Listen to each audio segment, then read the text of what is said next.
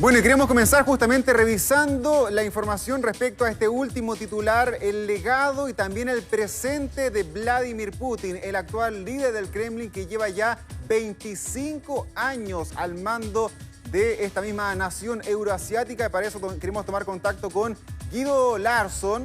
Él es académico de la Universidad del Desarrollo para entender un poquito lo que ha sido, Guido, estos 25 años en el poder.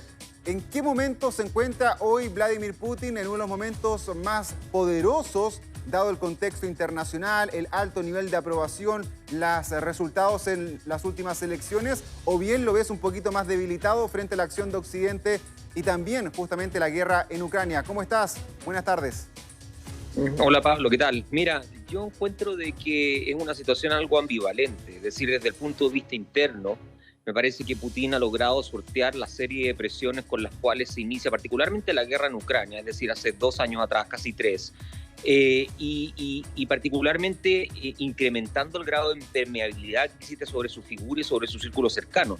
Tú probablemente recordarás de que gran parte de la discusión que hubo durante el 2022 y el 2023 era si era posible fragmentar finalmente ese círculo y si en alguna medida la guerra iba a tener un influjo negativo sobre su propia figura.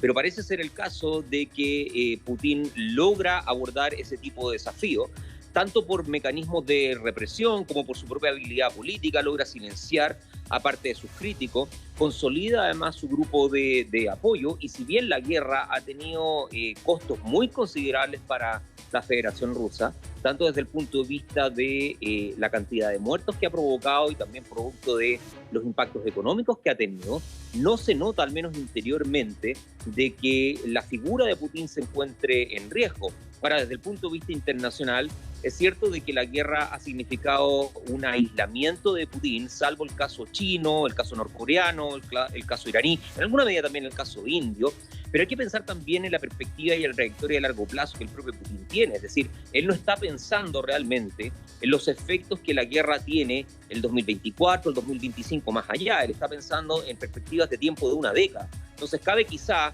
hacer el ejercicio retroactivo una vez que la guerra termine y una vez que el régimen se consolide para determinar si este tipo de decisiones efectivamente terminan incidiendo positivamente en la Federación Rusa. Y al menos hasta ahora yo diría de que no podemos afirmar ni en una dirección positiva ni en la otra. Es decir, todavía hay perspectivas de que lo que está haciendo Putin sea finalmente un suicidio nacional, debido obviamente a las proyecciones internacionales que esto tiene, pero también es perfectamente posible imaginar de que, dada la situación en Estados Unidos, dado el cambio que ha tenido el sistema internacional, dado el escenario probable de que Putin gane la guerra, finalmente la Federación Rusa consolide esa posición geopolítica y estemos hablando de otro tipo de nación mucho más poderosa en la próxima década.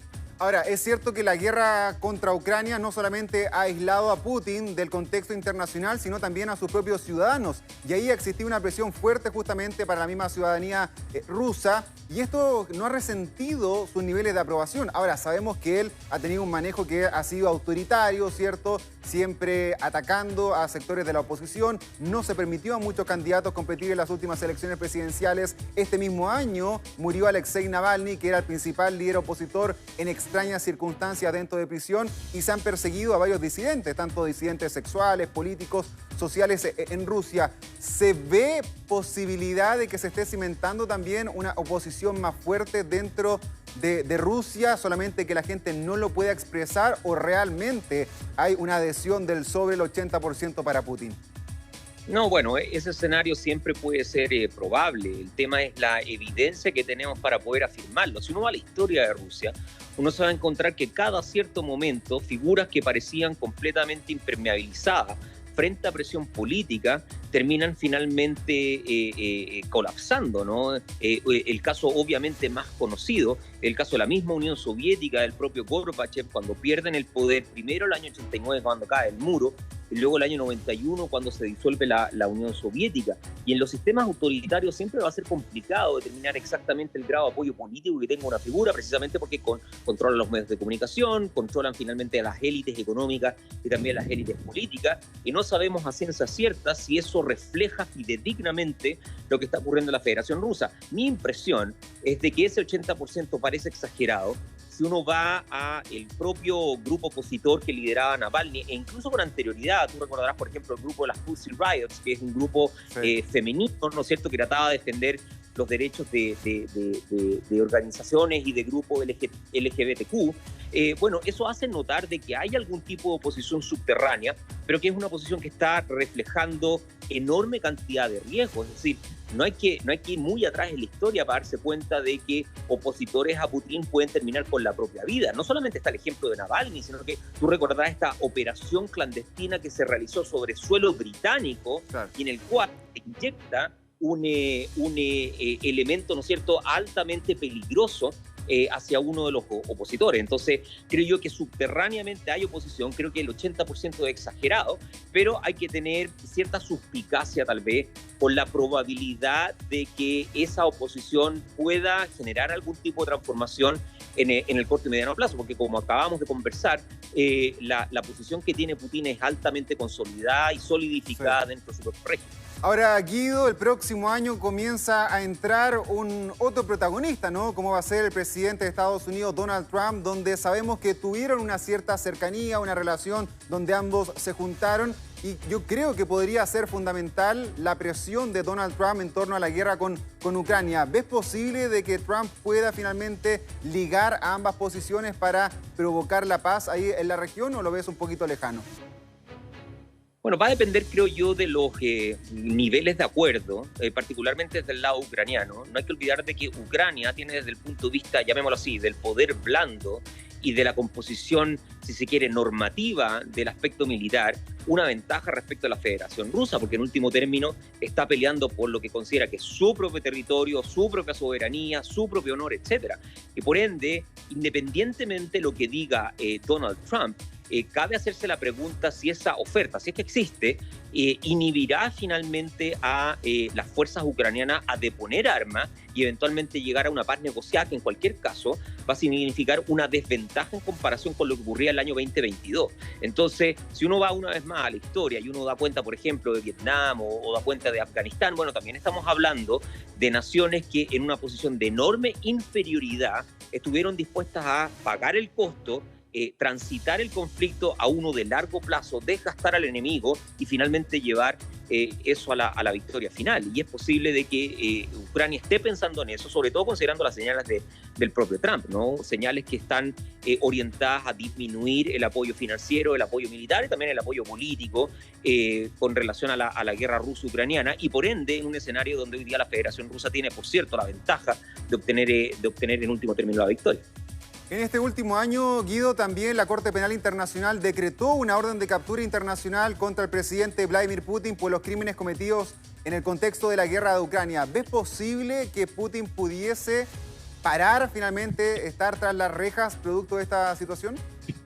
No, lo veo muy improbable. Creo yo de que ninguna nación, más allá de la retórica, está dispuesto a hacer el costo político que implica intentar generar una orden de arresto en su propio territorio contra una figura pública y política de la envergadura que tiene Putin. Yo creo que acá está el ámbito más bien legal y comunicacional del asunto, y otro finalmente el riesgo que nadie realmente, creo yo, que quiere incurrir.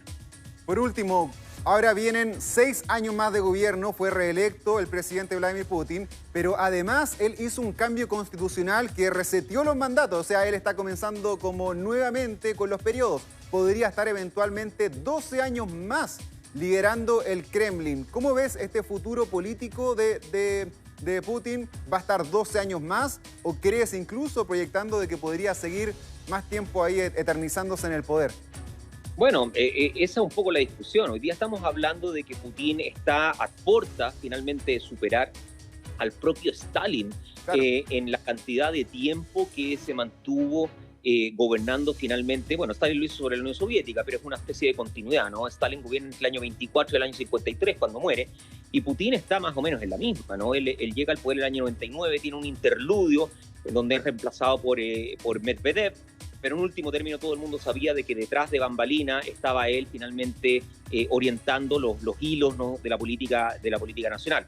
Creo yo que una cosa no va a dejar de ser cierta, y es que probablemente toda la primera mitad del siglo XXI va a ser inexplicable sin integrar la figura de Vladimir Putin. Se suman estos últimos 6 años, que va a estar junto entre medio de un nuevo mandato en los propios Estados Unidos. Estamos hablando finalmente de una figura de continuidad, una figura con enorme grado de experiencia, una figura que no ha tenido, la verdad, las cosas, ningún tipo de inhibición de enfrentarse a la gran potencia hegemónica como es los Estados Unidos.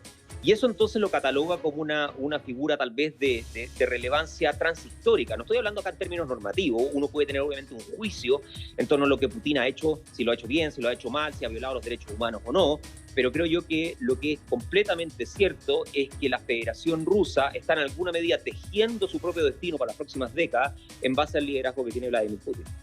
No, totalmente, y se ha atrevido a hacer cosas que muchos no pensábamos que iba a ocurrir, como haber atacado hasta Kiev, ¿no?, en la guerra contra Ucrania, haber desarrollado finalmente algunos conflictos internacionales, oponerse fuertemente a la OTAN y a Estados Unidos, y hasta el día de hoy teniendo una red de lazos internacionales importantes. Tú lo detallabas ahí con el caso de China, con el caso de India, con el caso de Irán, los países BRICS en general, ¿cierto? Mostrando que él todavía tiene un liderazgo mundial que va a ser súper interesante de poder analizar también el próximo año. Guido, te queremos agradecer por este contacto, enviarte que también tengas un feliz 2025. Nos estaremos viendo aquí en Mega Noticias Mundo. Que estés muy bien, un abrazo grande.